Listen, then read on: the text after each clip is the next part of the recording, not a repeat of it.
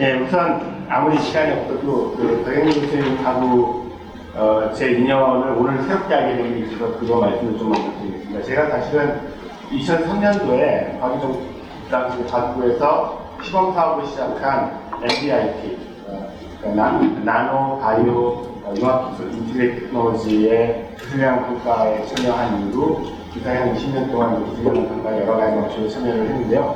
오늘 처음 알았습니다. 근데 굉장히 감사하게 생각하는 게 저는 그 과정에서 엄청나게 많은 걸 배웠거든요.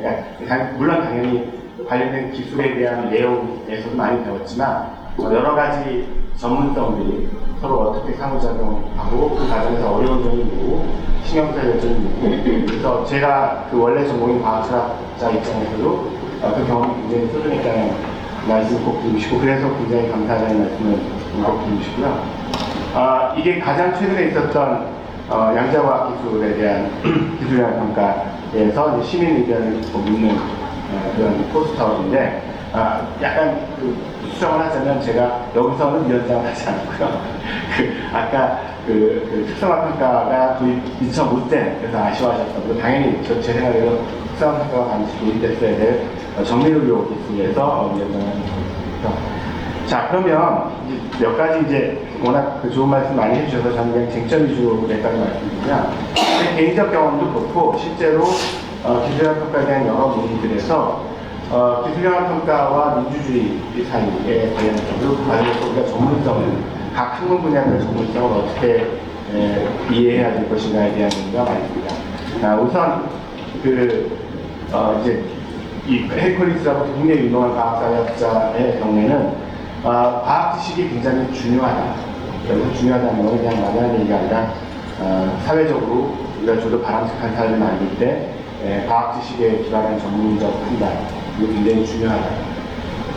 그런데 그 중요한 과학 지식을 사용하는 과정은 민주적인 방식으로 이루어질 필요가 있는데 그러니까 과학 지식 자체를 민주적으로 결정하는 게 아니라 1이 2다, 3이다 민주적으로 결정하는 게 아니라 그 지식을 어떻게 활용하는 게 바람직한지 그리고 어떤 지식을 좀 더 연구하는 게 더 바람직한지 이 부분에 대해서는 민주적 고려들이 필요하다고 보았습니다. 그렇게 보는 이유가 사실은 있는데요.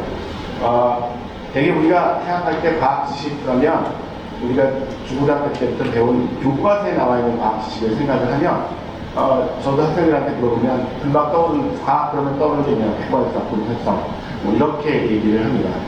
근데 실제로 과학이 첨단 연구일 때 기술도 그렇고 지금 한창 이제 막 연구가 이루어진 첨단 분야에서는 세계 최고 수준의 과학자들이나 기술자들은 당연히 의견 차이가 있습니다. 왜냐하면 아직 어느 하나로 의견을 모으기에는 증거들이나 여러 가지 해석들이 다양하게 나올 수가 있거든요. 그러니까 그런 과정에서 사실은 과학자들이 민주적 방식으로 그 답안들을 찾아나거든요. 서로 이렇게 비평적으로 보고 다른 증거들이 적절한지 보고 그리고 결국은 이제 지혜를 모아서 이제 합의점을 도출해 나가는데 그런 과정들이 사실은 사회 전체적으로 확대되는 것으로 볼 수 있다고 생각할 수 있습니다. 그리고 이제 전문성이 존중돼야 되는데 이제 기술력 평가를 하다 보면 굉장히 화내시는 분들이 많습니다. 과학자들이나 기술자분들. 이 분야 요번에도 한번 보는데 양자가 내가 전문가인데 근데 왜 내가 맞다고 내가 이렇다고 하면 그렇지 왜 토를 잡고 다르냐. 양자과학기술이 모든 걸 다 혁신한다고 내가 얘기하면 된 거지. 그럼 거기다 대고 이런 가능성도 있고 IBM하고 예를 들어서 구글하고 의견이 달랐거든요. 처음에 이제 그 양자우월성 얘기 나왔을 때 그런 것들을 볼 때 다시 좀 조심스럽게 접근해야 되지 않냐 그럴 때 막 화를 내고 그런 분들이 계십니다. 근데 여기서 전문가가 굉장히 그 장점을 가지지만 불리함도 있다는 사실을 조금 이해할 필요가 있습니다. 왜냐면 아까 사실은 교수님께서 이제 아주 실질적으로 보여주셨는데 전문가들은 자신의 기술이 가지고 올 수도 있는 이 부정적인 것들을 상상하는데 굉장히 서툽니다.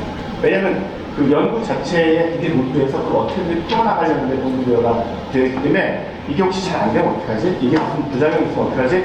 이런 훈련은 사실은 되어 있지 않고요.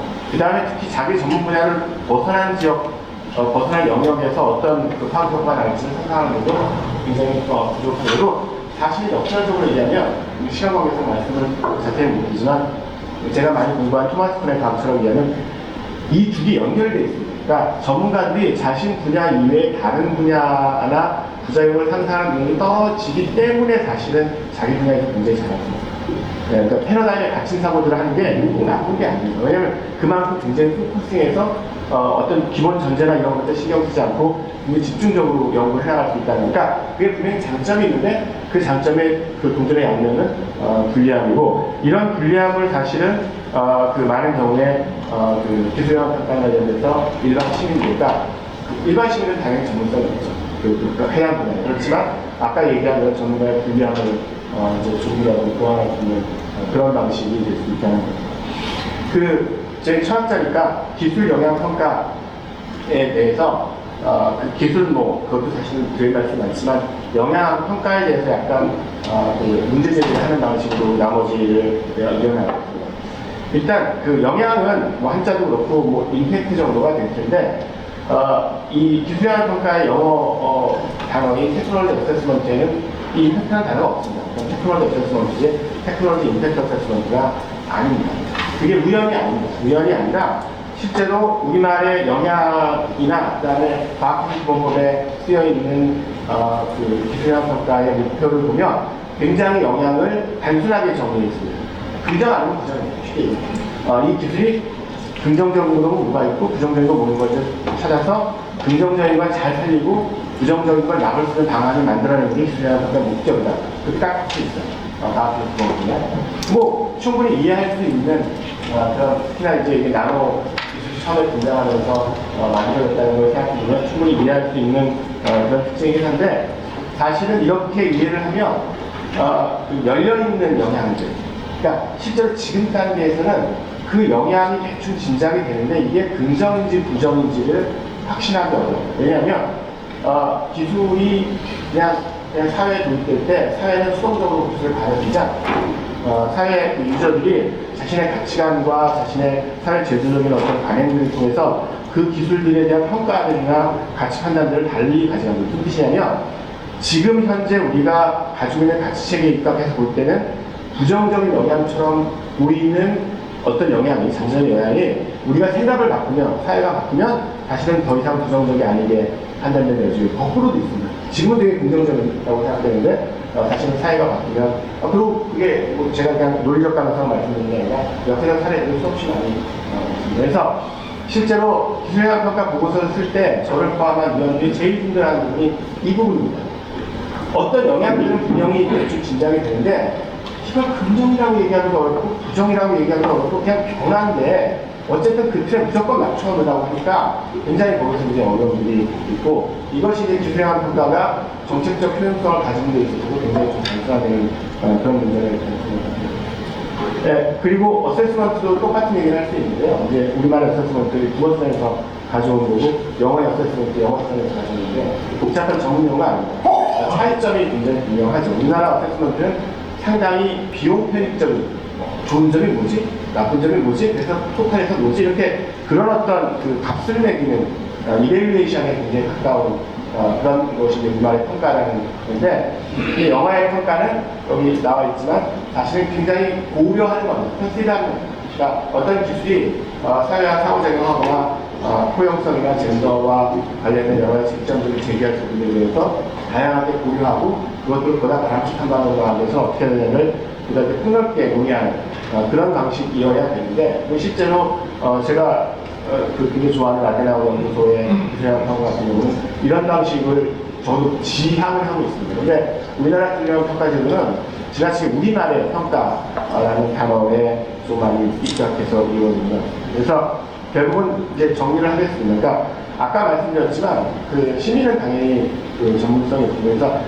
기술영향 평가 과정에서 지금 이제 시민 포럼도 도입되어 있고 민주적인 의사결정 같은 것들이 많이 도입되어 있는데 거기에 대해서 왜 그러지? 라고 요즘은 많이 들었습니다. 기술 전문가들도 거기에 대해 긍정적이신데 그런 이유들은 심플하게 얘기하면 우리 과학기술의 역량이 굉장히 성장했기 때문입니다. 예전에 우리가 쫓아가는 추격형 과학기술 R&D를 할 때는 냉정하게 얘기하면 안 해도 괜찮습니다. 왜냐하면 이미 기술 선진국들이 이렇게 되고 저렇게 된 다음에 그 실패 비용을 다 치르고 우리가 정답을 알 수 있거든. 저렇게 하면 사회적 비용을 좀 줄일 수 있구나. 그걸 따라가면 되거든요. 근데 지금 이제 그 사회적 비용을 우리가 치워야 된다. 왜냐하면 우리가 합인 기술들이 굉장히 많거든요.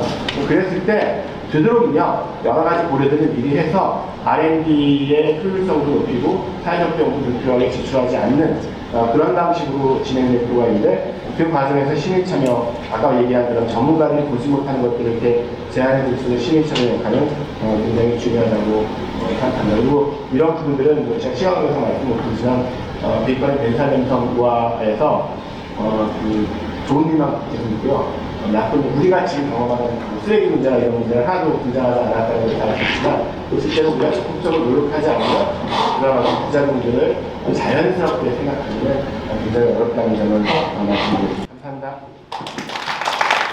네, 감사합니다.